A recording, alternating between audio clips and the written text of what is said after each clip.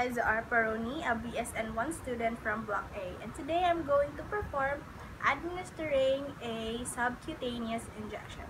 So first, the purpose of administering a subcutaneous injection is to provide medication for the client that is required.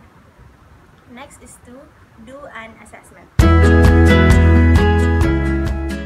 So first, we must assess the client for allergies, assess the client's knowledge or learning needs about the medication, then assess the drug action such as the side effects, the desired effects or adverse effects. Next is to assess the subcutaneous site of the patient for inflammation, swelling, redness, or any lesions noted on the patient. Next is to assess the client's ability to cooperate. And then lastly, assess for the previous injection site of the patient. Next is to prepare the equipment such as an insulin syringe. This is a 1 cc, a vial and an ampule of the correct medication, cotton balls, wet and dry, and then for waste,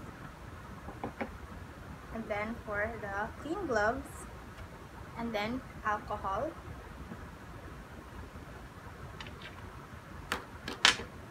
and the MAR of the patient, which is necessary. Next is we're going to head on to the preparation. So first, we must check the MAR and the medication of the patient. We must compare the label of the medication and the MAR to ensure that the right medication will be given. And then assess the expiration date. And then assess the overall condition of the bottle of the vial.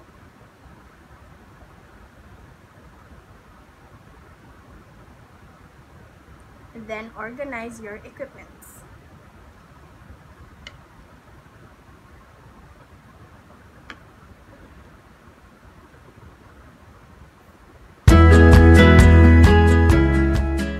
Next is perform hand hygiene.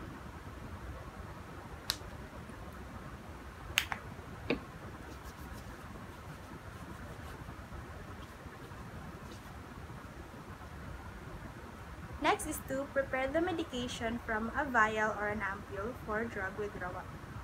So if you are withdrawing an insulin or heparin medication, make sure to ask another nurse for the exact dosage to the client.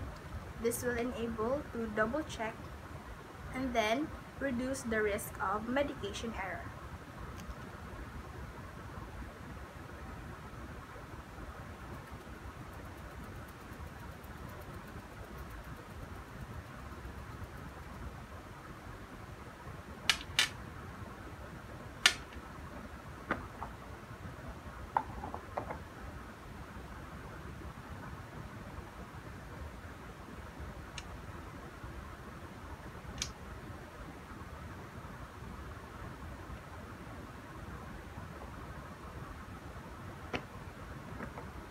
And then prepare the injection or prepare the syringe.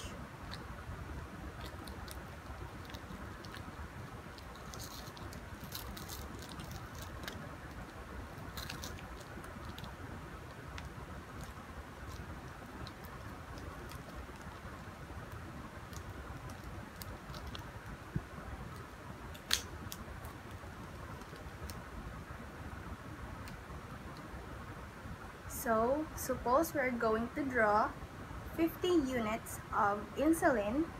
So, we're going to draw 50 units of air as well.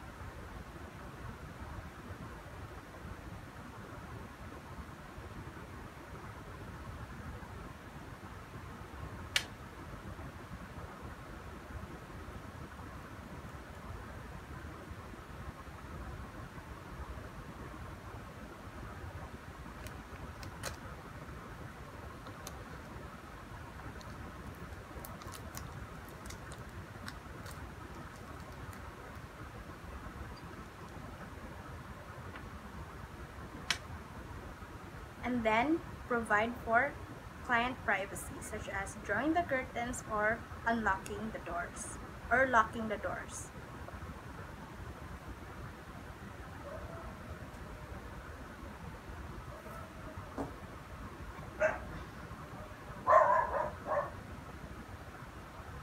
Next is to prepare the client.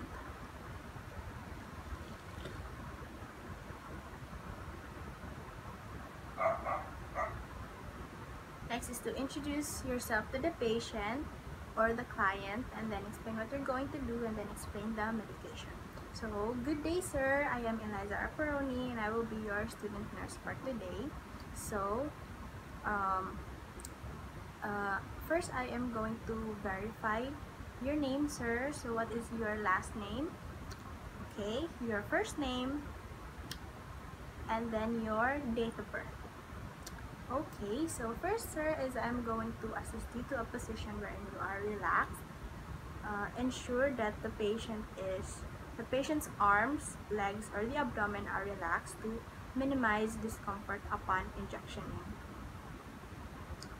And then I'm going to explain, sir. So we have here, sir, an insulin medication. This will help control your blood sugar.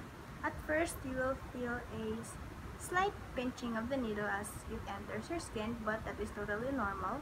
And then after, this reaction will gradually disappear. So, are you ready, sir? Please relax now po. Okay. Next is to select and clean the site. So, select the areas that are free from swelling, hardness, or lesions. So usually the sites are in the arms, legs, or in the abdomen. Next is to clean the site.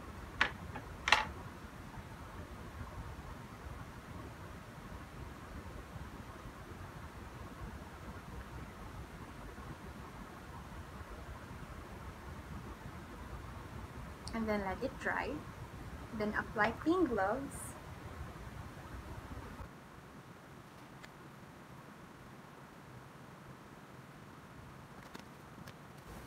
Apply clean gloves while you're waiting for the cleaned area to dry.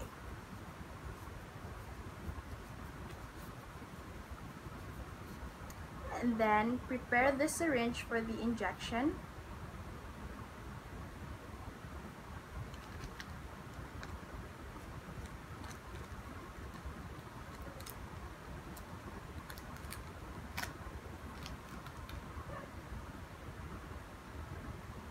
Make sure that the bevel is facing up or facing me. Then make sure that it is at a 40 or 90-degree angle.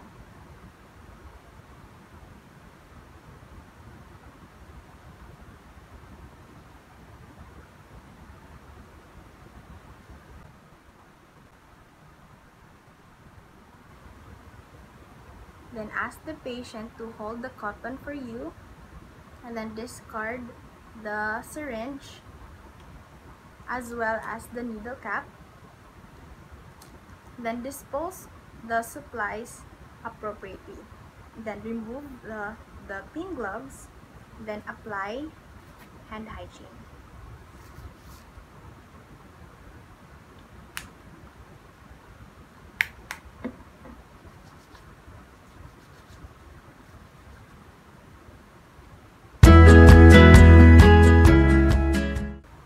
And then record or document all the relevant information or data.